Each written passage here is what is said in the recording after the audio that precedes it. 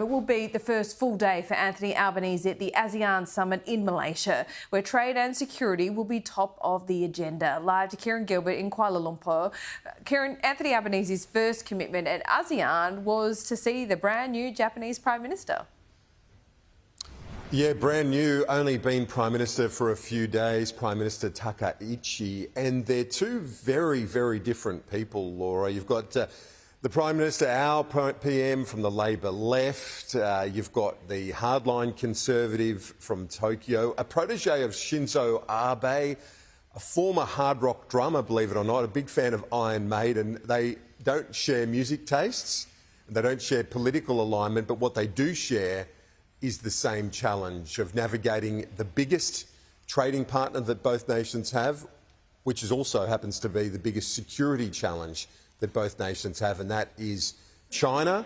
They're already calling her the Japanese Iron Lady because she's a fan of Margaret Thatcher, but it was all warm and very encouraging when they met last night. You're Prime Minister. I think you're on that one, apparently. I'm not sure why we have different dots, but congratulations. Thank you. Iron Lady, Iron Maiden, I love it, Kieran. This week's all about trade, of course. The security questions have overshadowed the talks in a big way already. Yeah, indeed. So Donald Trump yesterday, and I know you've been showing your viewers already today, but he knows when there's a camera and he knows when there's an opportunity, doesn't he? He's brilliant with the dance moves, and the locals were loving it. Representatives of the 14 states from all over Malaysia, they're dancing with him, and a great way to just win some hearts and minds. The challenge is, because obviously the points you make, Laura, he's hanging over all of that on trade, on security. Southeast Asia want him involved. They want him to stay in the US, to stay engaged. They know that it's been a really important balance in this region for a long, long time.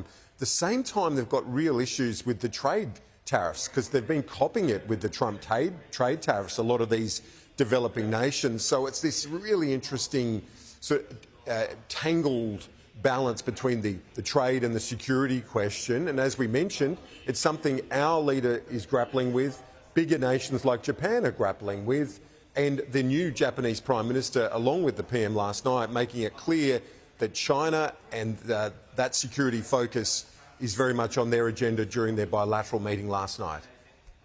We would like to promote strategic cooperation with Australia in addition to the existing Quad collaboration. And I also hope that our two countries can spearhead efforts so that we can forge a free and open Indo-Pacific.